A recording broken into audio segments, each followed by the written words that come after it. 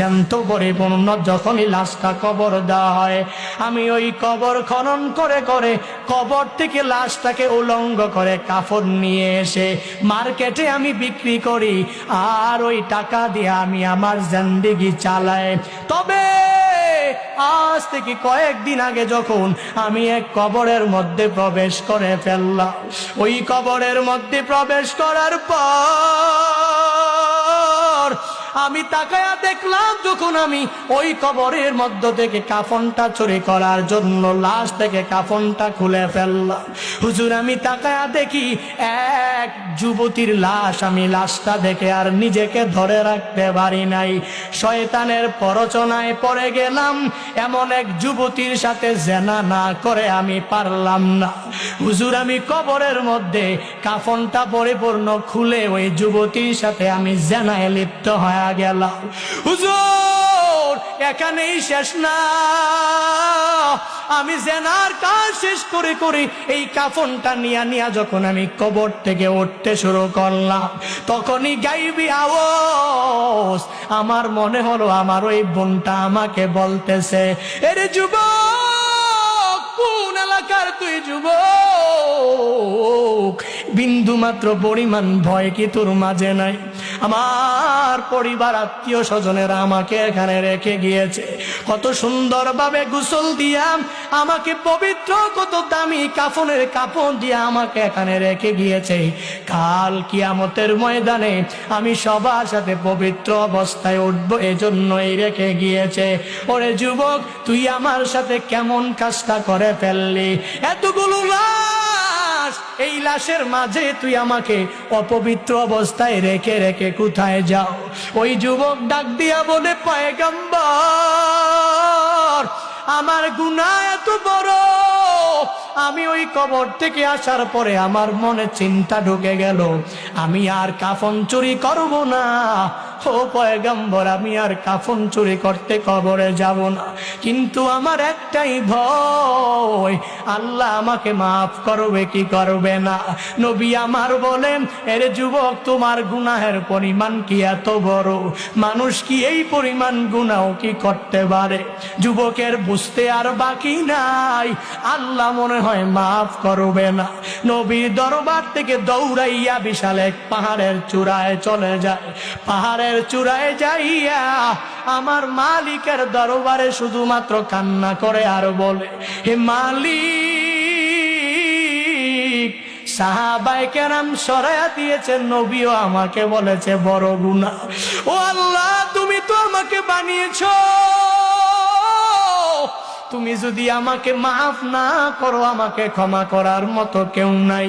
সাইয়্যিদুল ইস্তিগফারের মতো ওই বড় দোয়া যখন ওই যুবক করতে থাকে, আল্লাহুম্মা আনতা রাব্বি লা ইলাহা ইল্লা আনতা খলাকতানি ওয়া আনা আবদুক ওয়া আনা আলা আহাদিক ওয়া ওয়াদিকা মাসতাতু আউযু বিকা মিন শাররি মা সানাতু আবুউ লাকা বিনি'মাতিকা আলাইয়া আবুউ যামবি বিযামবি ফাগফিরলি ফাইন্নাহু লা ইয়াগফিরুয যুনুবা ইল্লা আনতা। ওই যুবক শুধুমাত্র আল্লাহর দরবারে এই বলে কান্না করে, হে মালিক, আমি জানি আমার গুনাহের পরিমাণ অনেক বড়, তো আল্লাহ তুমি তো আমাকে সৃষ্টি করেছো, তুমি যদি মাফ না করো, আমার মাফ করার যার কোনো জায়গা নাই, আমাকে ক্ষমা করার মতো অ্যাবিলিটি কারো মাঝে নাই। ও আল্লাহ, তুমি তো তোমার বান্দাকে বানিয়েছো, ও আল্লাহ, তুমি তো তোমার বান্দাকে মাফ করে দিবা। 40 দিন ওই যুবক পাহাড়ে চূড়ায় দাঁড়ায় দাঁড়ায় কান্না করে। আল্লাহ দেখে কি দেখে না? আল্লাহ বলেন, ও জিবরাইল, যা যা আমার নবীর কাছে গিয়া জানা দে, নবীকে 2টা প্রশ্ন করবি, 3 বারের সময় ক্ষমার কথা জানা দিবে। জিবরাইলকে আল্লাহ তাআলা যখন আদেশ দিয়া দিল, জিবরাইল আমার নবীর কাছে এসে রহমাতুল লিল আলামিনকে এক নম্বরে প্রশ্ন করে, পয়গম্বর আপনি বলেন এ বিশাল আসমান আর জমিন কে বানিয়েছে? নবী আমার বলেন আসমান আর জমিন আল্লাহ বানিয়েছেন। আবার প্রশ্ন করেন, ও পয়গম্বর আসমান আর জমিনের উপরে নিচে সব জায়গায় যারা আছে এদের প্রত্যেকের রাজ্জাক কে? এদের প্রত্যেকের রিজিক দাতা কে? এই কথা বলার পরে নবী জবাব দিলেন, আমি সহ যারা এই দুনিয়াতে আছে সবার রিজিকের ব্যবস্থা আল্লাহ করেন। জিবরাইল বলেন, নবী আমার, যে আল্লাহ আসমান বানাইলেন জমিন বানাইলেন, যে আল্লাহ আসমান আর জমিনের নিচে উপরে আর আসমানের নিচে থাকা সব মানুষের চতুষ্পদ সব জন্তুর রিজিকের ব্যবস্থা যে মালিক করতে পারেন, ওই মালিক কি তার ওই বান্দাকে মাফ করতে পারে না? আপনি আপনার সাহাবীকে ওই যুবকের কাছে পাঠাইয়া দেন, আর যুবককে আল্লাহর পক্ষ থেকে ক্ষমার সুসংবাদ দিয়া দেন। এই কথা বলে জিবরাইল চলে যায়।